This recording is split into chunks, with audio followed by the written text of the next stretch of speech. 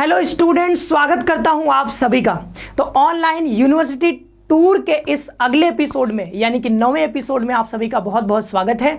आज हमारी चर्चा होने वाली है एएमयू के ऊपर यानी कि अलीगढ़ मुस्लिम यूनिवर्सिटी के बारे में, जिसकी स्थापना आप सभी को पता है कि 1875 ईस्वी में यानी ब्रिटिश काल में ही हो गई थी। सर सैयद अहमद खान जी ने इसका स्थापना किया था। अलीगढ़ उत्तर प्रदेश में स्थित है। इसके बारे में चर्चा करेंगे, कौन कौन से कोर्सेज चलते हैं और कोर्सेज की फ़ी कितनी है। साथ ही साथ एनसीटी के यहाँ पर कोर्सेज चलते हैं नहीं चलते हैं, क्योंकि बीएड का भी कोर्स जो है इसमें शामिल है, उसके बारे में भी देखेंगे। और हॉस्टल लाइफ कैसी है, कौन कौन से हॉस्टल हैं, हॉस्टल के फ़ी के बारे में, स्पोर्ट्स के कौन कौन से एक्टिविटीज़ यहाँ पर होते हैं, कौन कौन से क्लब्स हैं, वो सारी चीज़ें हम लोग यहाँ पर देखने वाले हैं। बहुत मजा आने वाला है इस वीडियो में। तो चैनल को सब्सक्राइब करके साथ ही साथ बेल आइकन भी प्रेस करके रखिएगा, क्योंकि हर एक अपडेट यहाँ से आपको मिलती है। ठीक है, तो और अभी टूर तो हमारी चली रही है, आपको पसंद भी आ रहा है, हमने कमेंट भी देखा है आप सभी का। चलो स्टार्ट करते हैं। सबसे पहले तो ये देख लेते हैं, जैसा कि मैं हर बार बताता हूँ कि यहाँ पर रजिस्ट्रेशन कैसे करना है। तो ये देख लिए, मतलब ये देख लेते हैं हम लोग पहले। तो यहाँ पर आना है आपको, जैसे ये एएमयू सर्च करोगे आप, ऑफिशियल वेबसाइट पर आओगे, एग्जाम्स एडमिशन, इस पर आपको क्लिक कर देना। जैसे यहाँ पर क्लिक करोगे तो यहाँ पर कुछ इस तरीके से यहाँ पर दिखेगा, एडमिशन वाले आइकन पे आना। फिर सबसे लास्ट में यहाँ पर गाइड टू एडमिशन पर क्लिक करना है। देन यहाँ पर दिख जाएगा आपको कुछ ऐसा। ठीक है, तो यहाँ पर है CUET UG रजिस्ट्रेशन लिंक, इस पर क्लिक करोगे देन आप रजिस्ट्रेशन यहाँ पर करा सकते हो। ठीक है, तो ये है अभी। हालांकि ये देखो, जिन्होंने कर लिया है सीधा लॉगिन करने को बोल रहा है। आपको यहाँ पर साइन अप करना होगा अगर आपने अभी तक रजिस्ट्रेशन नहीं करवाया तो। यहाँ पर लास्ट डेट जैसे हमको कोई चीज़ें दिखी नहीं है, तो हो सकता है अभी जो है यहाँ पर डेट है। आप सभी लोग जाकर, क्योंकि ये ओपन हो ही रहा है तो मुझे लग रहा है कि अभी हो रहा है यहाँ पे। ठीक है, तो जरूर से जाकर के ट्राई करना। अगर किन्हीं ने नहीं करवाया है तो जाकर के एक बार ट्राई करना। यहाँ पे रजिस्ट्रेशन शायद मुझे लग रहा है कि अभी ओपन है। ठीक है, जाना यहाँ से जाकर के अपना करा सकते हो।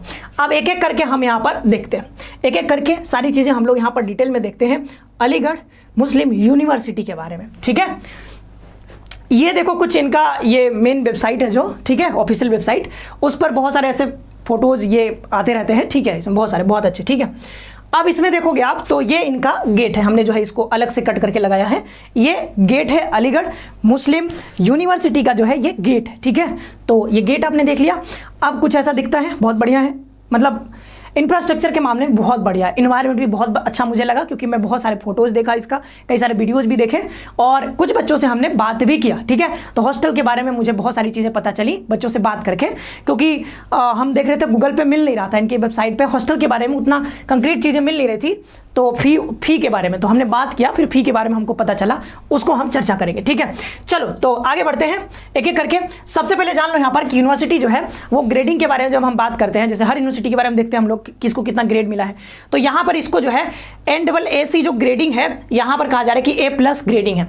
कल हमने जो यूनिवर्सिटी के बारे में बात की थी, ठीक है, उसका A++ था। ठीक है, यहाँ पर A+ है, 3.35 मिला इसको 4 में से, और JNU को कितना मिला था 3.91।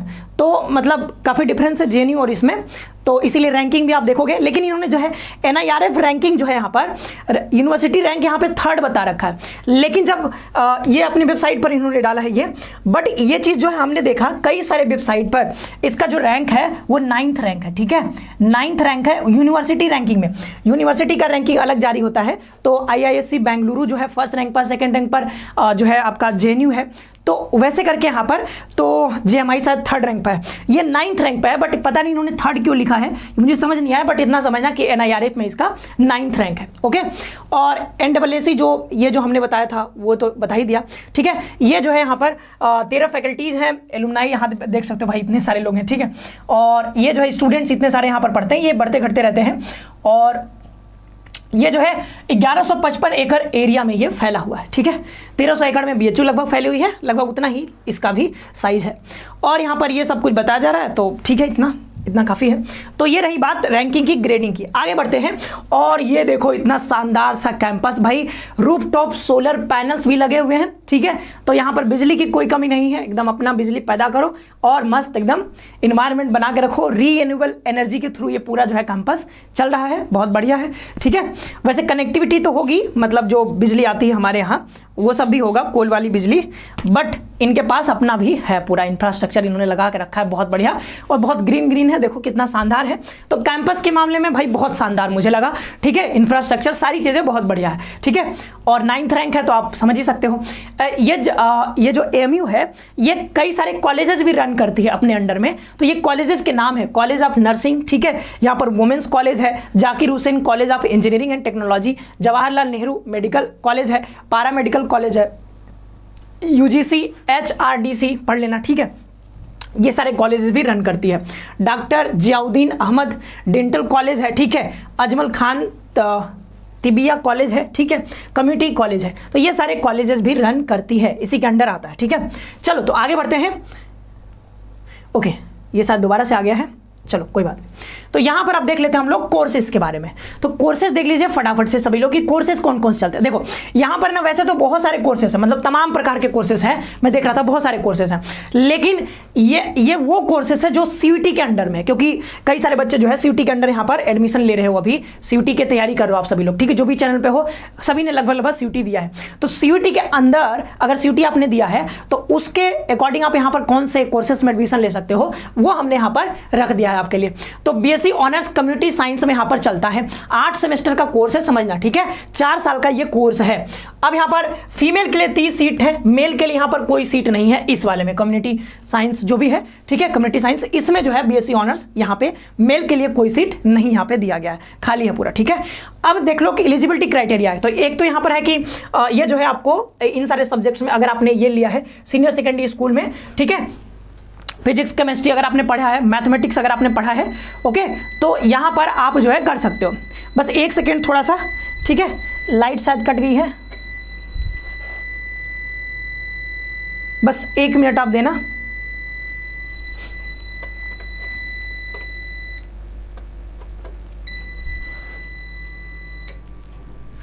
लाइट कट जाने की वजह से कई बार जो है वो थोड़ी प्रॉब्लम आ जाती है, ओके, कोई दिक्कत नहीं है, हम इसको दोबारा से स्टार्ट कर लेंगे।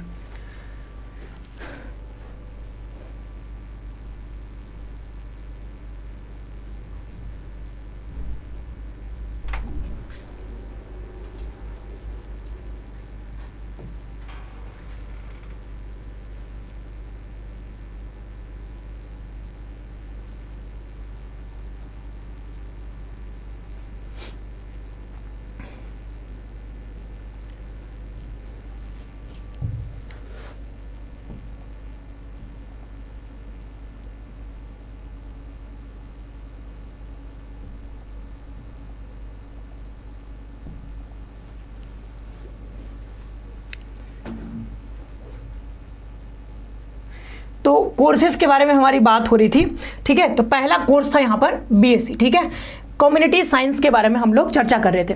तो ये पहला कोर्स है जहाँ पर बताया जा रहा है कि सिर्फ इसमें जो है लड़कियों के लिए सीट्स हैं, जो कि 30 सीट है, ठीक है, यहाँ पर मेल कैंडिडेट के लिए कोई भी सीट नहीं दिया गया।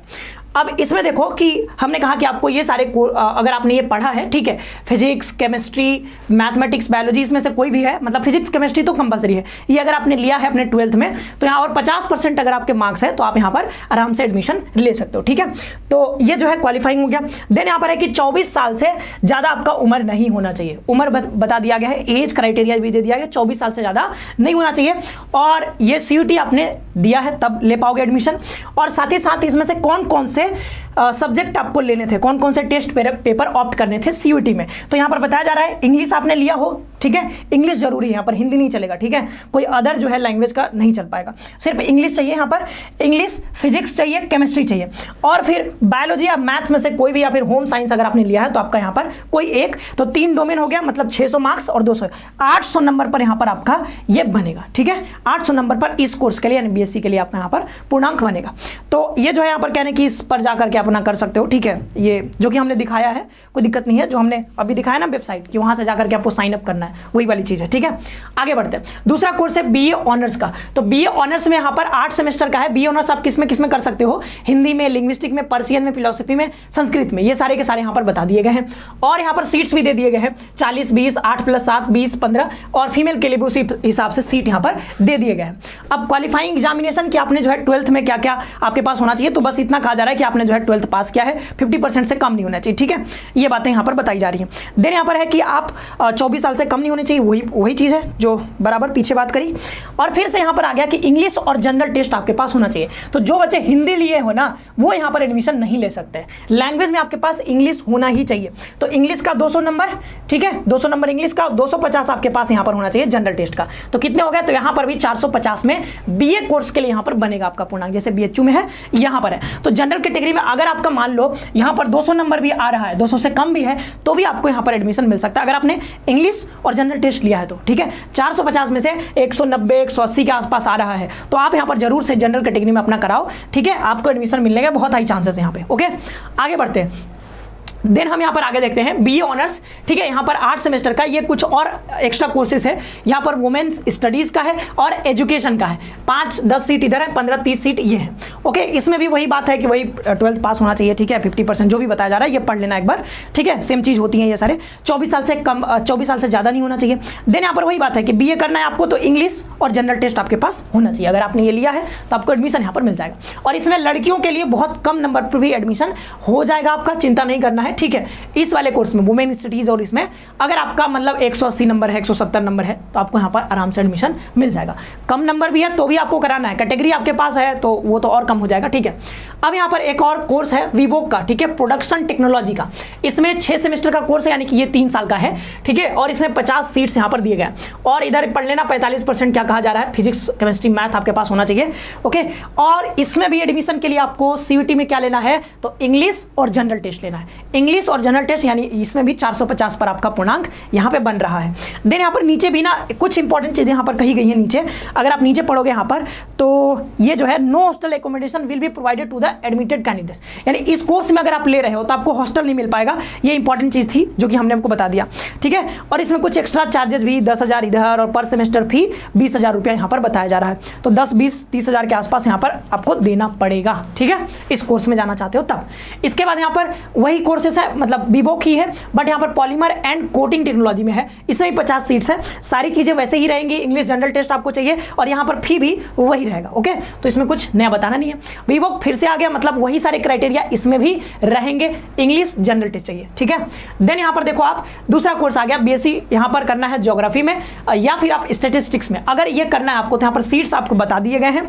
और इसमें कहा जा रहा है, देखो बीएससी के लिए आपको वही चीज है कि इंग्लिश चाहिए ही आपको, ठीक है, और 3 आपके पास डोमेन होने चाहिए, जो कि फिजिक्स केमिस्ट्री बायोलॉजी या मैथ में से कोई एक होगा। 3 मतलब वही 800 नंबर पर आपके बनेंगे।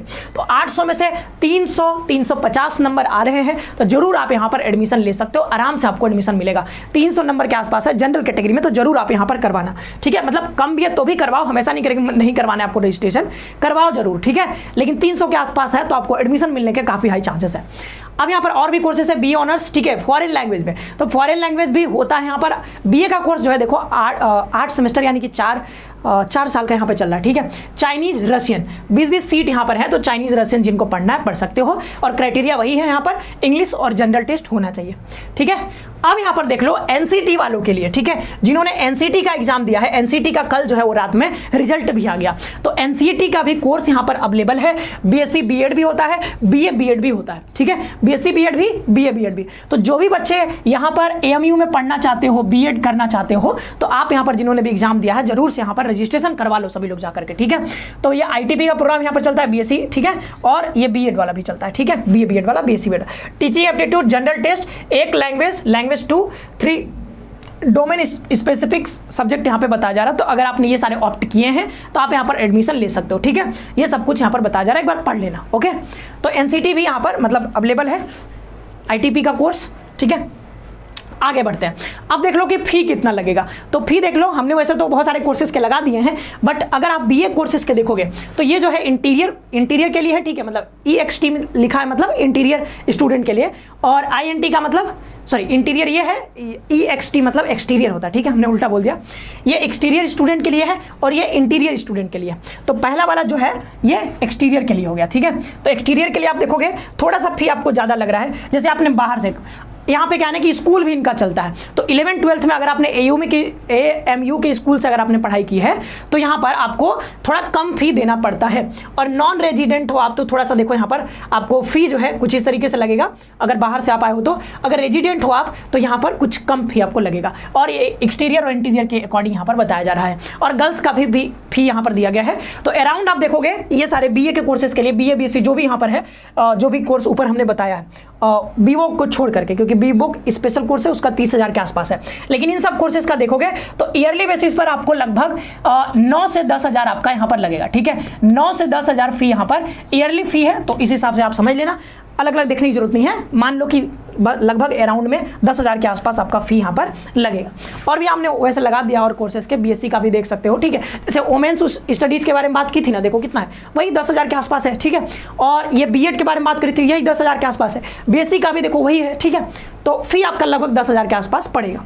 आगे बढ़ते हैं यहाँ पर, अब फैसिलिटीज़ के बारे में बात कर लेते हैं, क्योंकि ये हमारा सबसे इंपॉर्टेंट मुद्दा होता है, ठीक है। कोर्स के बाद फैसिलिटी के बारे में, तो फैसिलिटी में हेल्थ सेंटर यहाँ भी है, कोई भी अगर दुख तकलीफ हो जाए, ठीक है। काउंसलिंग सेंटर भी है, काउंसलिंग भी करवाने तो वो भी हो जाएगा, ठीक है। अगर कोई भी दुख तकलीफ हो जाए, भगवान न करे हो, बट अगर हो जाता है तो आप यहाँ पर जरूर से यहाँ पर जाइए और फ्री में इलाज करवाइए, कोई दिक्कत है नहीं, ठीक है। देन यहाँ पर देखिए लाइब्रेरी, भाई हर यूनिवर्सिटी में लाइब्रेरी तो यहाँ क्यों नहीं होगा। वैसे देखो यहाँ पर कई सारे अलग अलग इंस्टीट्यूट्स भी चलते हैं, ठीक है। मेडिकल कॉलेज भी चलता है, बहुत सारे हैं। तो इसमें क्या होता है ना कि उनका अलग अलग लाइब्रेरी है, लेकिन जो मेन लाइब्रेरी है ये मौलाना आज़ाद लाइब्रेरी, ये जो है बहुत बड़ा लाइब्रेरी है, ठीक है। तो लाइब्रेरी भी आपके लिए यहाँ पर अवेलेबल है, ठीक है। देन यहाँ पर यूनिवर्सिटी फैसिलिटीज़ में कई सारे क्लब्स भी यहाँ पर चलते हैं यूनिवर्सिटी के। यूनिवर्सिटी फिल्म क्लब, ठीक है, एक्टिंग करना वो सब हो जाता है, ठीक है। AMU रोबो क्लब, ठीक है, रेड रिबन क्लब और राइडिंग क्लब, ये SEEH क्या है भाई, इतना बड़ा नाम है, ठीक है। ये भी क्लब है यहाँ पर। तो जब जाओगे तो वो तो आप देखोगे ही यहाँ पर क्या क्या क्लब्स हैं। हालांकि ये इनके वेबसाइट से आप देख भी सकते हो, जैसे मैं अगर दिखाना चाहूँ आपको तो वेबसाइट पर जा करके पढ़ भी सकते हो। जैसे यहाँ पर थे ना हम लोग, तो अभी हम आपको दिखा देते हैं कहाँ से देखना है, ठीक है। ये यहाँ पर हम आ गए, थोड़ा पीछे चलते हैं। अगर आपको डिटेल में जानना है इसके बारे में तो आप यहाँ पर आ सकते हो, ठीक है। कहाँ पर आना है, तो आपको आना होगा यहाँ पर, ठीक है, स्टूडेंट सर्विसेज के ऊपर। यहाँ पर आप आओगे तो यहाँ पर क्लब्स के बारे में लिखा होगा कहीं ना कहीं, ठीक है, यूनिवर्सिटी क्लब के बारे में। तो आप वहाँ से देख सकते हो, इसमें नहीं है, ठीक है, और पीछे जाना होगा। हम आपको दिखाई देते हैं, यहाँ पर आओगे और यहीं पे कहीं था यूनिवर्सिटी क्लब के बारे में, ओके। अभी तो दिख नहीं रहा है जी, आप एक बार देखना, इसी में से कहीं पे है, ठीक है। स्कूल्स इसी में कहीं पे था, खैर छोड़ो, एक बार देख लेना, ठीक है। इधर ही कहीं था, हमने पढ़ा है, आप भी जाकर के देख सकते हो, इनके वेबसाइट पे ही सब कुछ अवेलेबल है। इसके आगे चलते हैं हम लोग। देन यहाँ पर स्पोर्ट्स फैसिलिटी की बात करते हैं। क्लब भी था, स्पोर्ट्स के लिए भी यहाँ पर अलग अलग क्लब्स हैं। तो राइडिंग क्लब जो कि देखा पीछे भी दिया गया था, हॉकी क्लब है, टेनिस क्लब है, फुटबॉल क्लब है, जिम खाना क्लब है, वॉलीबॉल क्लब है, बैडमिंटन क्लब है, बास्केटबॉल, भाई इतने सारे गेम्स हैं। तो स्विमिंग क्लब भी है, जो कि कई जगह नहीं होता है बट यहाँ पर है। तो आप जो है अगर स्पोर्ट्स में इंटरेस्टेड हो तो आप जरूर यहाँ पर, वेट लिफ्टिंग, पावर लिफ्टिंग, ये सब भी यहाँ पर अवेलेबल है, ओके। तो स्पोर्ट्स के मामले में बहुत बड़ी यहाँ पर व्यवस्था आपके लिए है। फिर आ जाते हैं सबसे लास्ट में, जो कि सबसे इंपॉर्टेंट होता है, हॉस्टल के बारे में।